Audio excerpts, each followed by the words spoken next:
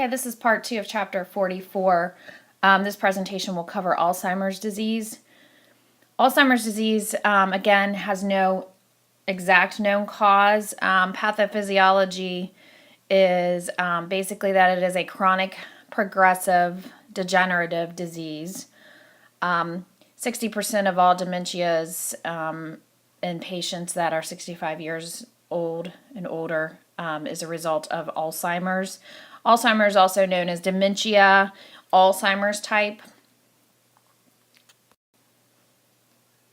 The effects on the brain that Alzheimer's has is many. It is difficult to see these effects that it has on the brain until the patient actually has passed away, and they can see these changes on autopsy.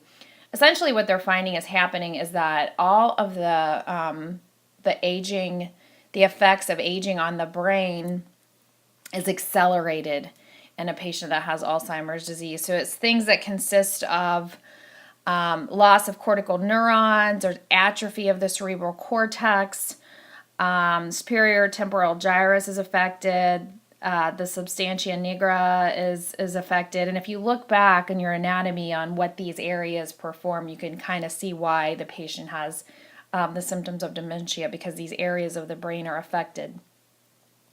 There's two major findings on autopsy that are found in people with Alzheimer's disease, and it's the neurofibrillary tangles. Those are very consistent with Alzheimer's disease. It's basically like a tangled mass of tissue throughout the neurons. And then there's the neuritic plaques. That's a degenerative nerve terminals that are found on the hippocampus. It's an important part of the limbic system. So those two are big, major findings on autopsy. But again, they cannot be found until the patient has passed away. Alzheimer's disease can also affect the neurotransmitters, which is like your dopamine, your serotonin, like as discussed with Parkinson's disease. So if it affects those, you can see the effects of the decreased amount of neurotransmitters in the brain as well. Again, there's no known exact cause for Alzheimer's disease. There does tend to be some tendency, the older the patient gets, the more likely they are to get Alzheimer's. Women do get it more than men. There's a family history of it. The patient is more likely to get Alzheimer's disease. And there's some theories out there right now. There's a lot of research on Alzheimer's disease right now that is stating that exposure to certain environmental factors, certain viruses out there, the exposure throughout life can put a patient at risk for Alzheimer's disease. Some of the viruses include herpes zoster, herpes simplex, and then there's exposure to metals and zinc. Are theories right now that are putting patients more at risk for Alzheimer's disease. Alzheimer's disease is initially difficult to pinpoint. Like I said, there's no definite diagnostic tool that can say that a patient has Alzheimer's disease. But it's going to be a very, very thorough assessment, sort of monitoring and questioning the family of symptoms. There are several stages of Alzheimer's disease. An important thing to do is to rule out other disorders that could be going on. Make sure that the dementia or the confusion, the memory loss is not related to maybe a brain tumor or some other type of neurological issue that could be going on. That's typically what they will do first is, do a blood test, maybe do urine test, maybe do a CAT scan of the head to see, just determine whether there's some other issues going on first. And then if they rule that out, they might move on to a diagnosis of Alzheimer's. The stages of Alzheimer's disease are outlined on chart 4412 on page 948. It discusses the different types of signs and symptoms that are related to each stage of Alzheimer's disease. Some of the early symptoms of Alzheimer's disease is usually some short-term memory loss. And it's very interesting. One of the first signs for Alzheimer's disease is the loss of the sense of smell. They've found that that's one of the first signs of it. So your patient may experience some short-term memory loss and a decreased sense of smell in the early stages. There are several terms listed here: apraxia, aphasia, anomia, and agnosia. Those are all terms that are related to alterations in communication ability that a patient with Alzheimer's might experience. So make sure that you are familiar with what each one of those terms is implying. Multiple tools have been put together as an assessment tool to assess a patient's cognitive status to help determine whether the patient does indeed have the symptoms of Alzheimer's, and also it can help the provider understand which stage of Alzheimer's the patient's in. The most common one now is Folstein's mini mental state exam. This might be something that you will see a practitioner perform in order to determine a patient symptoms of Alzheimer's disease. Some of the tougher symptoms for patients' families to deal with is the changes in their behavior. They will find them more aggressive. Sundowning is one that becomes difficult for the patient's family to keep up with because they get more and more confused at night. They may wander at night, and it's kind of a hard thing for the patient's family to make sure that they kind of keep an eye on them at night. These are just some labs that are performed. There is some genetic factors that they have identified that can put a patient at risk for Alzheimer's. There's a specific gene they found that is consistent with patients with Alzheimer's. And then the other ones, like I said, are just used to rule out other possible causes for a change in the patient's cognitive condition.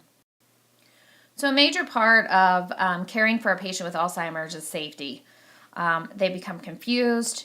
They lose track of boundaries. They may turn a stove on and leave it on and forget that they turned it on. Lots of different things. So to make sure for the nurse to kind of watch out for and help the family with.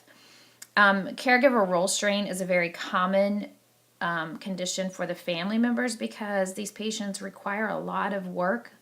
They require somebody to be with them almost constantly. It depends on the stage of Alzheimer's, but it can cause some role strain where it's really hard for them to keep up and keep an eye on this patient, and it may require that a patient be put into a long-term care facility or some home care. Definitely, that is something that the nurse would have to monitor and help with. There are a lot of non-pharmacological management that is required, and it's helpful for a patient. One of the main things that helps a patient with Alzheimer's is a consistent, structured environment. It kind of helps them to know what to expect. It helps them remember things. It's nice for them to have things that are familiar happening. Lots of different things that is non-pharmacologic for a patient. Like I said, the structured environment, promoting self-management, really just trying to support them in self-care for as long as they can. Cognitive stimulation and memory training is done to reinforce or promote desirable cognitive function and just to help them with their memory. A lot of it is just giving them pictures, they see familiar faces. It helps them to perform and function more independently. Keeping environmental distractions and noise to a minimum is better. They tend to get more flustered when there's too much activity going on. So it's really nice to keep a nice, calm environment and something that they're familiar with. In patients with end-stage Alzheimer's, it does become difficult. It's usually the caregiver's tendency to want to try to reorient a patient, and sometimes that actually backfires. It actually causes more stress in them. So just kind of validating their feelings is basically the more productive with a patient in end-stage Alzheimer's. Basically support them and say, I understand that you don't know where you are. I'm here to help you.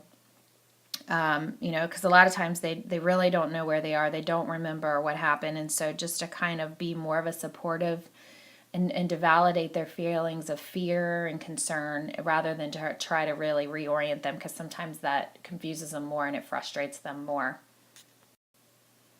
Aricept is one of the most common medications. It's also known as donepezil. That's the generic name. It's known as Aricept. It is a cholinesterase inhibitor.